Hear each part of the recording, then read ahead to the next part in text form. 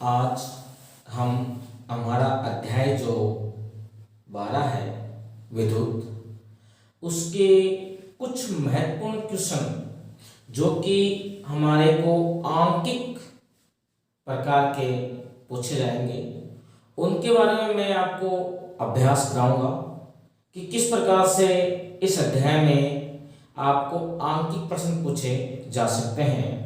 जहाँ तक संभावना है इस अध्याय में आपको 2 अंक का आंकिक प्रश्न पूछा जाएगा।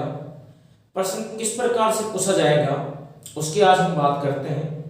कल का जो हमारा वीडियो था, उस वीडियो में हमने इस अध्याय से संबंधित जो महत्वपूर्ण क्वेश्चन थे वो डाले थे, और कल मौसम खराब होने की वजह से ये अध्याय अपन पूरा नहीं कर पाए, तो आज इस अध्याय को हम पूरा करने का प्रयास करेंगे।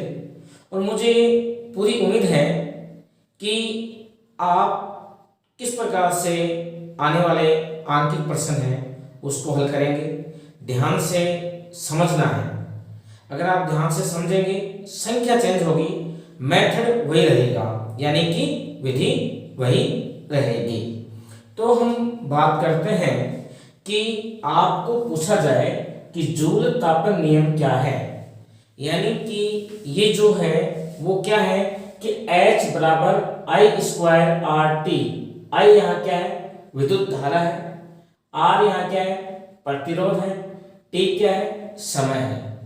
यानी कि विद्युत धारा का जो तापीय प्रभाव है उसमें अगर हम ओम का नियम सत्यापित करते हैं तो जो नियम आता है उसे जूल का तापन नियम कहते हैं। और इस नियम के अनुसार कि किसी परिपथ में उत्पन्न जो ऊष्मा है, किसी परिपथ में या किसी युक्ति में उत्पन्न ऊष्मा है, उसमें प्रवाहित होने वाली विद्युत धारा के वर्ग के क्या होगी? अनुक्रमानुपाती होगी। इसी प्रकार उसमें युक्ति पर लगने वाला जो प्रतिरोध है उसके भी क्या होगी? अनुक्रमानुपाती होगी। और जितने समय तक उसमें हम क्या करेंगे? विद्युत धारा प्रवाहित करेंगे तो उसके भी क्या होगी? उतने समय तक क्या होगी? ऊष्मा निकलेगी। तो ऊष्मा है वह समय के भी क्या है? अनुक्रमानुपाती होती है। अब देखिए बालकों कि विद्युत शक्ति किसे कहते हैं, इसका मात्रक व सूत्र लिखो। तो देखिए जो ऊर्जा के उपयोग की दर है, ऊर्जा को हम जिस दर से खर्च कर रहे हैं वही हमारी क्या है? विद्युत शक्ति है। क्या है? विद्युत शक्ति है। कि ऊर्जा को हम जिस दर से खर्च कर रहे हैं वो हमारी क्या है? विद्युत शक्ति है। इसका जो मात्रक है वह बालकों वाट है। क्या है? वाट। तो मात्रक क्या है इसका? वाट। तो मात्रक है वाट। सूत्र है P बराबर VI। P बराबर क्या है? VI। अब देखिए बालकों, हमारे घरों में जो विद्युत आती है उसका जो विभवांतर है वो है हमारा 220 वोल्ट। कितना है?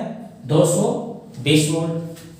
यानी कि घरों में आने वाली जो विद्युत धारा है उसका विभवांतर 220 वोल्ट। इसकी जो आवृत्ति है वो है 50 हर्ट्ज। क्या है? 50 हर्ट्ज है। ये किसकी है? इसकी आवृत्ति है। किसकी? हमारे घरों में आने वाली विद्युत धारा की। अब हमारे घरों में जो विद्युत मीटर लगे हुए हैं उनमें हम देखते हैं कि जो विद्युत को रीडिंग नोट करने आता है उससे हम पूछते हैं कि कितनी यूनिट आ रही है। तो हम देखते हैं कि वो बताता है कि आपके इस महीने इतनी यूनिट आई। तो ये यूनिट क्या है? तो यूनिट जो है वो है 1 किलोवाट घंटा बराबर क्या है? 1 यूनिट है। क्या है? 1 यूनिट। यानी कि 1 घंटे में हम जितनी विद्युत ऊर्जा खर्च करेंगे वो हमारी क्या हो जाएगी, 1 यूनिट हो जाएगी। अब 1 यूनिट है, अब हमें पता है कि ऊर्जा का जो मात्रक है, कार्य है, ऊर्जा है, उसका जो मात्रक है वो जूल है। तो हम देखते हैं कि 1 किलोवाट घंटा बराबर क्या है। देखिए 1 किलोवाट, 1 किलो में कितने वाट होंगे, 1000 वाट होंगे। 1 घंटे में कितने होगी, 60। सेकंड कितने होगी, 60। अब इसको हम गुणा करते हैं तो हमारे पास क्या आता है, 36 इंटू 10 की पावर 5 जूल। अब इसको हम इस प्रकार लिख सकते हैं 3.6 इंटू 10 की पावर 6 जूल। अब देखिए बालकों, अगर आपको पूछा जाए कि 1 किलोवाट घंटे में, 1 किलोवाट घंटे में कितने जूल होते हैं, तो आपको बताना है 3.6 इंटू 10 की पावर 6 जूल होते हैं। अब एक चीज और देखिए कि हम जो विद्युत उपकरण हैं, युक्तियां हैं, ये खरीदते हैं, उनके ऊपर आपने बालको देखा होगा, अगर नोट किया होगा कि उन पे लिखा होता है 220 वोल्ट से 230 वोल्ट, ये चीज लिखी होती है। साथ में हम कहते हैं जितने भी वाट की कहते हैं, आप देखिए एलईडी का जमाना है, आप कहते हैं कि 7 वाट की एलईडी दे दो। कितने वाट की, 7 वाट की। वाट यानी डब्ल्यू, 7 वाट की, ये 7 वाट लिखा हुआ है, अपन उसमें डब्ल्यू लिखा होगा और इसमें क्या लिखा होगा, वी। वी का मतलब विभवांतर, वाट का मतलब शक्ति। 7 वाट है, 9 वाट है। इसी प्रकार हम जो पानी गर्म करने की निमज्जन छड़ है, इसको सामान्य बोलचाल में राड कहते हैं, उस पर आप कहते हो कि 1000 वाट की दे दो, ठीक है, या आप कहते हो नहीं भाई 2000 वाट की दे दो, या आप कहते हो 1500 वाट की दे दो। इस प्रकार आपसे कहते हैं आप। तो इसका तात्पर्य क्या है, आपसे पूछ ले कि एक विद्युत युक्ति या उपकरण पर, एक विद्युत युक्ति या उपकरण पर 220 वोल्ट या 230 वोल्ट लिखा हुआ है, ये चीज मिलती है। जैसे मैंने आपको बताया कि हमारे जो भारतीय घरों में विद्युत धारा आती है, उसका विभवांतर कितना होता है, 220 वोल्ट होता है। कितना होता है, 220। अब देखिए बालकों, वाट की बात करें तो हमारे घरों में जो उपकरण है, विद्युत के युक्तियां हैं, इंस्ट्रूमेंट्स हैं, उन सभी का जो शक्ति है वो अलग अलग होगी। जैसे अपना फ्रिज है, अलग वाट का है। आजकल एलईडी आ रही है, एलईडी पे बालकों 50 वाट या 60 वाट लिखा होता है। तो इसका तात्पर्य क्या है, तो इसका तात्पर्य यह है कि उस युक्ति को अगर हम 1 घंटे काम लेंगे तो उसके द्वारा खर्च की गई ऊर्जा, उस पर जितना वाट लिखा हुआ है वो होगा। सपोज कीजिए कि हमारे घर में हम एलईडी काम में ले रहे हैं और वो जो एलईडी है उस पर क्या लिखा हुआ है, 7 वाट लिखा हुआ है, 220 वोल्ट और 7 वाट लिखा हुआ है। तो इसका तात्पर्य है कि हमारे घर में जो एलईडी है, उस एलईडी को हम अगर 1 घंटे जलाएंगे, क्या करेंगे, 1 घंटे जलाएंगे, तो उसके द्वारा खर्च की गई ऊर्जा कितनी होगी, 7 वाट होगी। कितने वाट होगी, 7 वाट होगी। तो ये ध्यान रखें कि ये क्या है, 7 वाट। अब देखिए कि अगर हमारे घर में अपन पानी गर्म करने की जो राड है उसको काम में ले रहे हैं, या निमज्जन छड़ है उसको काम में ले रहे हैं, उस पर लिखा हुआ है 2000 वाट। क्या लिखा हुआ है, 2000 वाट। अब ये 2000 वाट लिखा हुआ है, इट मीन्स उसके द्वारा 1 घंटे में खर्च की गई विद्युत ऊर्जा कितनी होगी, 2000 वाट होगी। कितनी होगी, 2000 वाट। तो इसका तात्पर्य ये होता है कि कोई भी इंस्ट्रूमेंट है, कोई भी युक्ति है जिसको हम काम में ले रहे हैं, उस पर जितना वाट लिखा हुआ है उसके द्वारा 1 घंटे में उतनी ही विद्युत ऊर्जा का क्या होगा, उपभोग होगा। और इसके आधार पर ऐसा क्वेश्चन कई बार हमारी जो बोर्ड की एग्जाम है उसमें पूछा भी जाता है। अब देखो बालकों, अगर आपको प्रश्न पूछा जाए कि एक घर में, ध्यान से सुने, कि एक घर है, उस घर के अंदर, एक घर के अंदर, एक घर में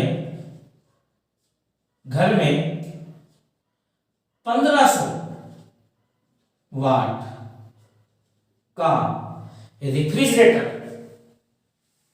एक घर में 1500 वाट का रेफ्रिजरेटर प्रतिदिन 8 घंटे, कितने घंटे? 8 घंटे काम आता है, तो एक माह का विद्युत व्यय होगा, एक माह का विद्युत व्यय होगा। यदि प्रति यूनिट चार्ज कितना हो, सपोज कीजिए आपको यहां यूनिट चार्ज भी दे दें, यूनिट चार्ज है वो 6 रुपये हो, कितना हो? 6 रुपये। तो एक माह का बिजली का बिल क्या होगा? अब देखिए बात को, कितना है? 1500, कोई दिक्कत नहीं। ये हम देखें तो 1500 ये वाट है, इसको हम किससे गुणा करें? घंटे से। किससे? घंटे से। क्यों कर रहे हैं? क्योंकि आपको बताया कि 1 किलोवाट घंटा बराबर क्या होगा? 1 यूनिट। तो ये क्या हो गया हमारे पास? वाट हो गया। ये क्या हो गया? घंटा। तो क्या आ जाएगी हमारे पास? यूनिट आ जाएगी। क्या आ जाएगी? यूनिट आ जाएगी। और ये बात मैंने आपको समझाई थी कि जिस पर जितना वाट लिखा हुआ है उसके द्वारा 1 घंटे में उतनी क्या होती है? विद्युत खर्च होती है। तो ये 1500 गुणा 8। अभी कितनी इंस्ट्रूमेंट है? एक ही फ्रिज है हमारे पास, तो गुणा क्या गया? इंस्ट्रूमेंट कितना है? 1। अब चूंकि 1 किलोवाट लेना है तो 1 किलोवाट में घंटे कितने होते हैं? 1000। इसलिए बटे में क्या आ जाएंगे बालकों? 1000 आ जाएंगे। क्या आ जाएंगे? 1000। अब देखिए 2 बिंदु से 2 बिंदु कट गई। अब मैं 5 से काट रहा हूं, या कितने आ गए? 2। या कितने हो गए? 3। इस 2 से काट देते हैं, कितने आ गए? 4। तो बराबर कितना हो गया? 12 यूनिट। कितना आ गया अभी? 12 यूनिट आ गया। अब देखिए कि एक दिन में वो जो फ्रिज है, एक दिन में वो फ्रिज है वो कितनी यूनिट खर्च कर रहा है? 12 कर रहा है। कितनी कर रहा है? 12 कर रहा है। अब देखिए कि ये जो स्थिति है इसको हम किसमें कन्वर्ट करें? महीने में कन्वर्ट करें। किसमें कन्वर्ट करें? महीने में। तो गुणा क्या हो जाएगा भाई? 30। तो कितना आ गया? 360 यूनिट। यानी कि वह जो फ्रिज है 1 घंटे में, एक महीने में कितनी बिजली खर्च कर रहा है? 360 यूनिट बिजली खर्च कर रहा है। तो ये तो अभी विद्युत ऊर्जा का उपभोग। अब बिजली का बिल ज्ञात करना है, तो ये जो यूनिट है इसको हम क्या करेंगे? 6 से गुणा कर देंगे। क्या कर देंगे? 6 से गुणा कर देंगे। तो हमारा क्या जाएगा? उत्तर आ जाएगा। तो विद्युत वेग ज्ञात करें तो क्या जाएगा बालकों?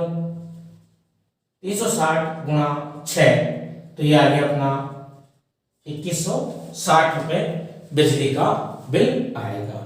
तो इस प्रकार से आप किसी भी घर में जो इंस्ट्रूमेंट काम में लिए जा रहे हैं उनके द्वारा कितना विद्युत का व्यय हो रहा है वह ज्ञात कर सकते हैं। अब सपोज कीजिए कि आपको कहा गया कि एक घर में, क्या कहा गया? एक घर में 40 वाट के 4 बल्ब प्रतिदिन 6 घंटे चलते हैं या जलते हैं। तो एक माह का विद्युत व्यय ज्ञात करो। कुछ नहीं करना बोल, जैसे कितने हैं? 40 वाट के कितने हैं? 4। कितने घंटे चलते हैं? 6 घंटे। अब चूंकि हमें इसको किसमें कन्वर्ट करना है? एक महीने में, तो इंटू 7 में कर सकते हो। इंटू एक महीने कितना हो गया? 30 इंटू 30 हो गए। बटे में करेंगे किलोवाट में चेंज करेंगे क्योंकि यूनिट किसके बराबर होती है, किलोवाट घंटा।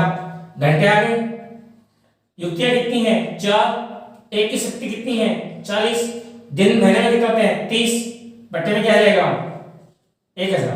अब देखिए इससे काट दिया, इससे ये काट दिया, अब गुणा करते हैं अभी, तो गुणा करेंगे तो कितने आएंगे, 4 को 4 से किया 16, 16 को 6 से करेंगे कितना है 16 से 96, 96 को 3 से करेंगे 36 18 और अपने 27 से 28, तो कितने आ गए 288, कितने आ गए 288, बट्टे में कितना है 10, बट्टे क्या आ गया 10, तो इतनी क्या होगी यूनिट खर्च होगी, यानी कि 28.8 यूनिट खर्च होगी। तो इस प्रकार से हम क्या कर सकते हैं, विद्युत ऊर्जा कितनी खर्च हुई वो ज्ञात कर सकते हैं। इस प्रकार का क्वेश्चन आने की पूरी पूरी संभावना है। क्या है, पूरी पूरी संभावना है। अब आपको पूछा जाए कि एक बल्ब है मान लीजिए या एक इंस्ट्रूमेंट है, जैसे आपको पूछा गया कि एक विद्युत हीटर पर 220 वोल्ट व 500 वाट लिखा है, इसमें प्रवाहित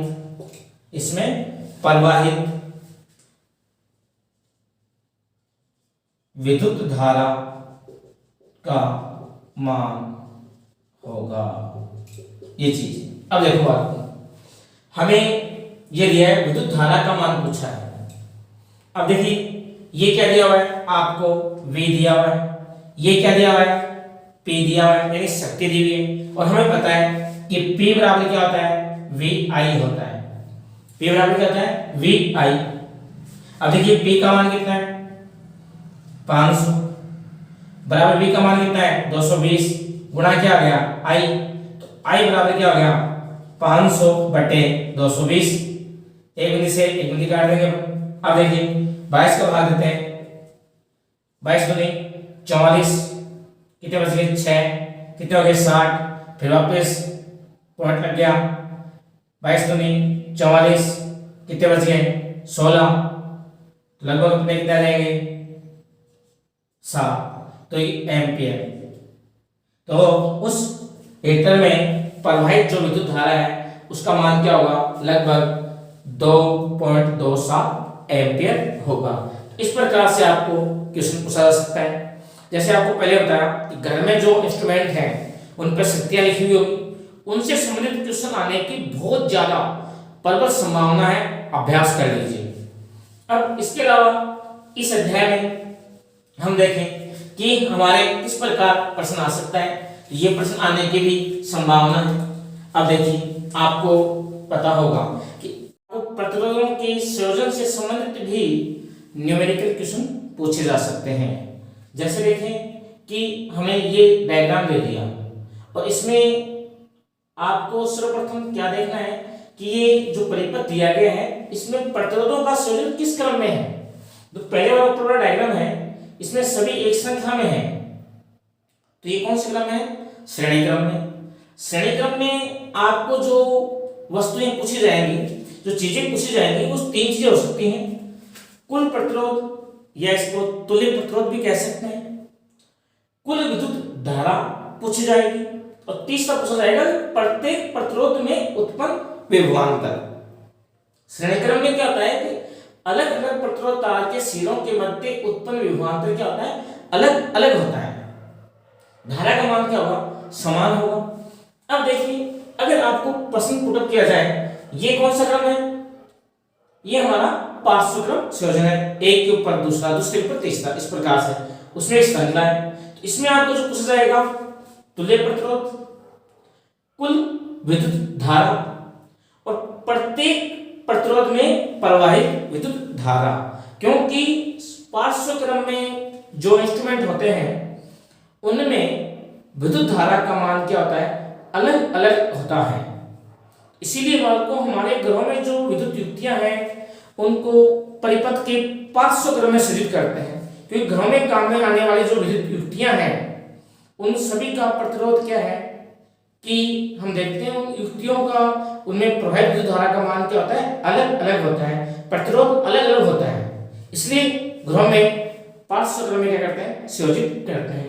अब देखो पहला अपन क्वेश्चन करते हैं कि कौन से क्रम में है, हमारे श्रेणी क्रम में। अब श्रेणी क्रम में जो तुल्य प्रतिरोध ज्ञात करने का सूत्र क्या है, R बराबर R1 plus R2 plus R3 dash dash dash, कितने हो सकते हैं, इसमें कितने दिए हुए हैं, 3 दिए हुए हैं, तो हम देखो निकाल लेंगे।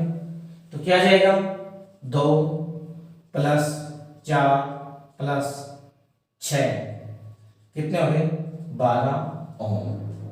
तो इसका तुल्य जो प्रतिरोध है वो कितना हो गया, 12 ओम हो गया। अब हमसे क्या पूछा जा रहा है कि कुल विद्युत धारा कितनी होगी। अब विद्युत धारा I बराबर क्या होता है बालकों, I बराबर होता है V बटा R। I बराबर क्या होता है, V बटा R। अब V का मान कितना है, देखो 6 वोल्ट है, R का मान कितना है, ये 12 आया, तो कितना हो गया, 0.5 एम्पियर। तो इस परिपथ में प्रवाहित जो विद्युत धारा है उसका मान कितना हो गया, 0.5 एम्पियर। अब हम देखें कि हमारा जो प्रथम प्रतिरोध तार है उसके सिरों के मध्य उत्पन्न विभवांतर क्या होगा। तो देखिए V1, और देखिए V1,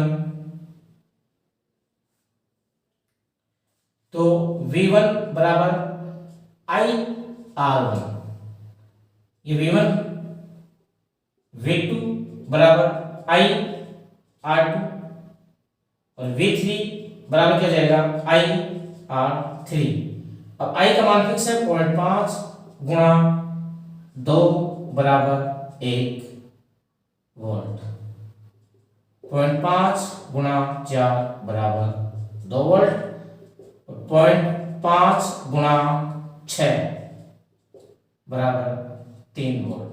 इनको जोड़ेंगे कुल कितना आ रहा है, 6 वोल्ट, और परिपथ में विभवांतर कितना है, 6 वोल्ट। इस प्रकार से हम क्या कर सकते हैं, ज्ञात कर सकते हैं।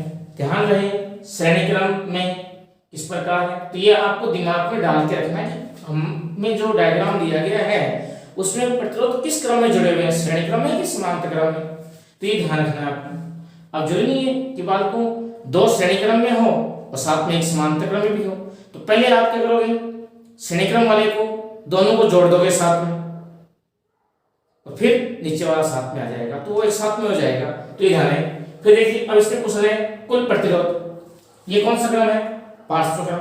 और 500 क्रम में हम देखते हैं कि 1 बटा R बराबर क्या होता है, 1 बटा R1 प्लस 1 बटा R2 प्लस 1 बटा R3